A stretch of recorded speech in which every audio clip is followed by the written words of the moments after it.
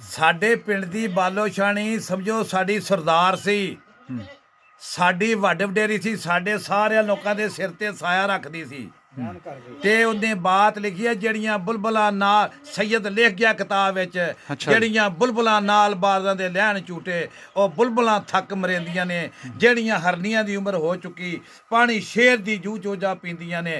ਉਹ ਜਿਨਸਾਂ ਆਪੋ ਆਪਣੇ ਜ਼ੋਰ ਦੱਸਣ ਜਦੋਂ ਉਖਲੀ ਕੰਤ ਛੜੇਂਦੀਆਂ ਨੇ। ਸਾਨੂੰ ਨਹੀਂ ਪਤਾ ਵੀ ਤੁਸੀਂ ਉਹਦੇ ਤੇ ਕੋ ਗਿਆ ਕਿ ਨਹੀਂ ਗਿਆ। ਉਹ ਬੁੱਢੀ ਹੋ ਕੇ ਤੇ ਮਰਦ ਉਹਦੇ ਕੋਲ ਇਸ ਤਰ੍ਹਾਂ ਚੱਲ ਜੋ ਕਾਂਗ ਲੈ ਤੋਂ ਚੱਲਦਾ। ਵਾਹ ਵਾਹ ਵਾਹ ਵਾਹ। ਮੈਂ ਕਿ ਗੱਲ ਕੀਤੀ ਹੈ, ਅਗਰ ਪਾਕਿਸਤਾਨ ਦੀ ਰਸਾਲਾ ਫੌਜ ਤੇ ਇੰਡੀਆ ਦੀ ਰਸਾਲਾ ਫੌਜ ਅਗਰ ਉਹ ਜਵਾਨ ਹੁੰਦੀ, ਦੋਵਾਂ ਦੀ ਉਸਤਾਦ ਹੁੰਦੀ ਘੋੜੀ ਚਲਾਉਣ ਚ। ਹਾਂ, ਘੋੜਸਵਾਰੀ ਚ ਬੜਾ ਫਨ ਰੱਖਦੇ ਮਨ ਸਨ। ਘੋੜੀ ਪੈਣ ਨਾ, ਘੋੜੀ ਦੇ ਉੱਤੇ ਉਹ ਛਲਾਂਗ ਮਾਰ ਕੇ ਉਹ ਕਦੀ ਜਾਤ ਫੜ ਕੇ ਨਹੀਂ ਸੀ ਚੜੀ।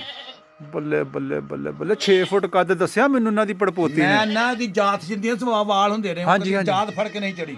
ਬੜੀ ਗੱਲ ਹੈ ਯਾਰ, ਬੜੀ ਗੱਲ। ਮੇਰੇ ਪਿੰਡ ਸਲੂਟ ਇੱਕ ਹੋਰ ਸਲੂਟ ਬੰਦਾ ਆ ਸੀ, ਬੀਬੀ ਜੀ ਉਹਨਾਂ ਨੂੰ ਪਤਾ ਕਿ ਮੇਰੇ ਪਿੰਡ ਇੱਕ ਮੰਮੀ ਦੇ ਭਲਵਾਨ ਹੁੰਦਾ ਸੀ, ਤੇ ਸਾਡੇ ਪਿੰਡ ਕ੍ਰਿਸਚਨ ਔਰਤ ਹੁੰਦੀ। ਭਲਵਾਨ ਦਾ ਭਾਰ ਕੋਈ ਨਹੀਂ। ਉਹਨੇ ਆਖਿਆ, ਚਾਚਾ ਆ ਮੇਰੇ ਭਾਂਡੇ ਫੜਾ ਤੂੰ। ਜਿਹੜੇ ਤੂੰ ਭਾਂਡੇ ਚੁੱਕਿਆ, ਉਹਨੇ ਆਖਿਆ ਮਰਨਾ ਹੀ ਥੱਲੇ ਆਣ ਕੇ। ਉਹਨੇ ਆਖਿਆ ਭਾਂਡੇ ਆ ਲੈ ਫੜ, ਤੂੰ ਭਾਂਡੇ ਉਹਨੂੰ ਫੜਾਏ। ਤੇ ਉਹ ਏਡੀ ਵੱਡੀ ਪੰਡ ਸਾਡੇ ਪਿੰਡ ਦੀ ਕ੍ਰਿਸਚਨ ਹੀ ਸਾਰੀ ਜਾਣਦੀ ਏ ਇਹ ਲੋਕ ਉਸ ਬੰਦੇ ਨੂੰ। ਉਹ ਮੇਰਾ ਮਸਜਿਦ ਦੇ ਇਹਦੇ ਦਾਨੀ ਮਸੀਹ ਹੁੰਦਾ ਸੀ, ਉਹਦੀ ਉਹ ਧੀ ਸੀ।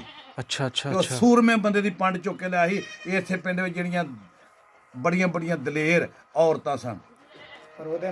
ਤੇ ਬਾਲੋਸ਼ਾਨੀ ਦੀ ਖਲੜੀ ਦਾ ਦਿਲ ਪਤਾ ਨਹੀਂ ਜੇ ਤੋਲਿਆ ਜਾਂਦਾ ਤੇ ਘਰੇ ਬਾਈ ਇਹ ਲੋਕੀ ਦਾ ਕਿਲੋ ਨਿਕਲਦਾ, ਮੈਂ ਤਾਂ 3 ਕਿਲੋ ਦਿਲ ਸੀ ਉਹਦੇ ਵਿੱਚ। ਵਾਹ ਵਾਹ ਵਾਹ, ਬੜੀ ਗੱਲ ਹੈ। Salute salute.